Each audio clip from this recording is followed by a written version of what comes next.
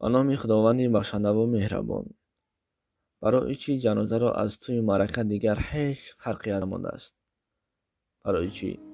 برای چی در توی معرکه ها همگی یک یا دو دانه کامera می شود، اما در جنازه های امروزه باشد زیاده از 10-15 نفر شخصان ویدیو میکنند با طریق تلفن دستیشان و با طریق ویدیو کامera.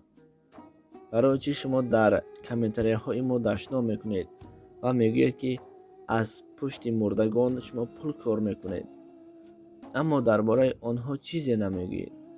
اما همان شخصانی که هستند در کنار شما هستند، ویدیو میکنند، نوار میکنند، آنها را شما میبینید و چرا نمیگوید که تلفنت را جمع کن، ویدیو نکن؟ برای چی؟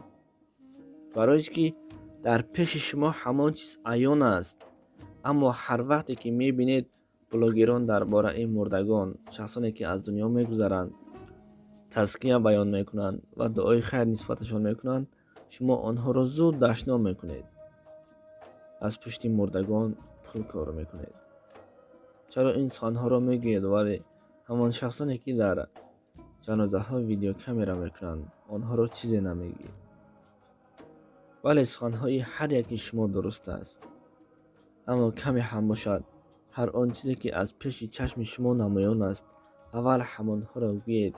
یک لحظه بعدا در این باره بر ما سخن گویید خوب میشد. برای که هرچی کردیم ما به خاطر پرسماتر نه، ما تزکیه بیان کردیم، زیرا همین معلوم است که عین زمان همه این بلاگران انتظار یک خبر هستند، شاید یگان سراینده یا ستاره یا حجونیگار هنرمند وقتی از دنیا گذشت نسبتش ویدیو کند.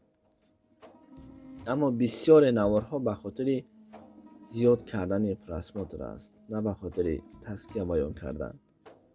ما هر چی کردیم به خاطر الله کردیم و برای مردم رسانیدیم و خواهش کردیم که در حقشون چیکار کنند؟ دعای خیر کنند. تنها از ما یک دعای خیر است و خلاص. خداوند همه شما را نگه دارد.